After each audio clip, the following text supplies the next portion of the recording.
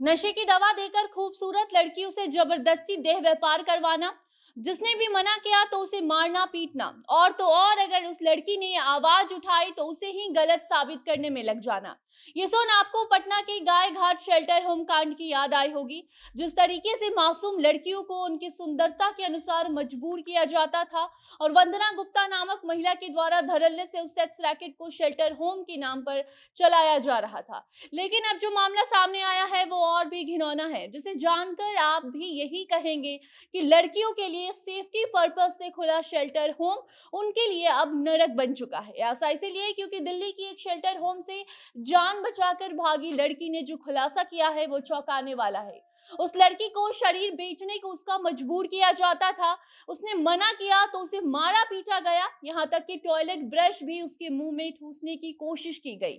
और यह सिर्फ एक शहर की खबर नहीं है, बल्कि कई बड़े बड़े शहर, जयपुर, कोलकाता, भोपाल, ऐसे शहरों भी इस घिनौने कांड में अब शामिल हो रहे हैं। और वहां पे जो लड़कियों की सुरक्षा के लिए जो शेल्टर होम बनाया गया है वो अब नरक साबित हो रहा है। तो बताते हैं आपको क्या है पूरा मामला विस्तार से आगे की रिपोर्ट में। अब नमस्कार, आप जनता जंक्शन देख रहे हैं और मैं आपके साथ वंदना पांडे।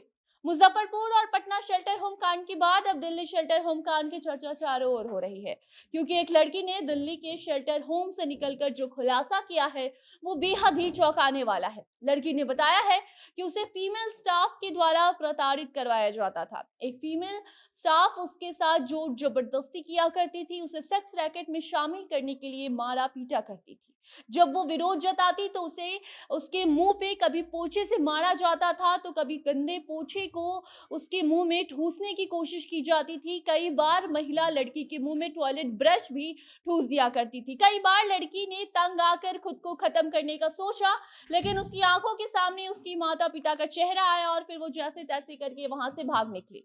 और फिर जैसे तैसे करके वहां से वो भागी है और दिल्ली पुलिस के सामने अब शेल्टर होम के नाम पर चल रहे सेक्स रैकेट का खुलासा कर चुकी है।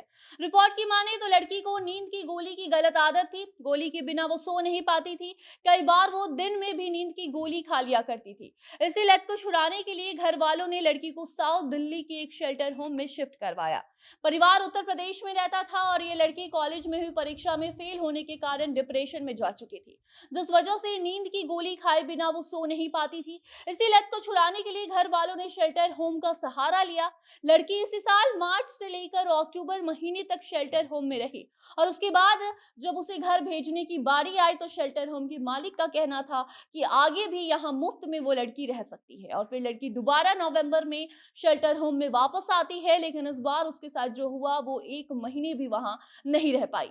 लड़की का कहना है कि अक्टूबर तक वो शेल्टर होम में थी, तब तक उसके साथ कुछ भी गलत नहीं हुआ था। लेकिन जैसे ही वो दोबारा नवंबर में शेल्टर होम में वापस लौटी है, उसे जबरदस्ती सेक्स रैकेट में शामिल करने की कोशिश की जा रही थी, और वहां मौजूद महिलाओं के द्वारा ही उस पर दबाव बनाया जा रहा था। जब उसने इनकार किया तो कभी इसके मुंह में गंदा पोछा ठूसने की कोशिश की गई, तो कभी इसे मारा पीटा जाता था, गाली गलौज किया जाता था, जिसकी शिकायत अब लड़की पुलिस में दर्ज करवा चुकी है। लेकिन उन सभी आरोपों को शेल्टर होम के मालिक ने सिरे से खारिज कर दिया है। शेल्टर होम मैनेजमेंट का कहना है कि लड़की गलत कामों में शामिल थी। शेल्टर होम के मालिक का कहना है कि लड़की ही गलत काम किया करती थी। जब उसे गलत काम करने से रोका जाता था तो वहां मौजूद स्टाफ के साथ मारपीट करती थी। अब जाकर पुलिस में शिकायत दर्ज करवा चुकी है, बाकी पुलिस अपना काम कर रही है। लड़की की शिकायत के बाद अब शेल्टर होम पर नजर रखा जा रहा है। आगे वहां जो भी लड़कियां रहती हैं उनसे पूछताछ कर उस मामले की जांच कराकर लड़की की बात अगर सही हुई तो कार्रवाई की जाएगी। लेकिन बात सिर्फ एक जगह की नहीं है, बल्कि जो रिपोर्ट सामने आई है उसमें जयपुर, कोलकाता, देवरिया जिला, भोपाल, और अगर हम बिहार की बात करें तो मुजफ्फरपुर और पटना में भी शेल्टर होम के नाम पर लड़कियों के साथ जोर जबरदस्ती की जाती थी, जिसका मामला हाल ही में सामने आया था। धीरे धीरे अब शेल्टर होम लड़कियों के लिए नरक बनता जा रहा है। बाकी दिल्ली शेल्टर होम मामले में पुलिस जांच पड़ताल कर रही है। आगे से जुड़ी कोई भी नई जानकारी आती है तो वो अपडेट भी आप तक हम जरूर पहुंचाएंगे। तब तक आप अपनी राय इस पूरे मामले को लेकर कमेंट बॉक्स में साझा कर सकते हैं। वीडियो को शेयर कीजिए और बाकी अन्य खबरों के लिए बने रहे जनता जंक्शन के साथ। कैमरे के पीछे थे विशाल और मैं थी आपके साथ वंदना। धन्यवाद।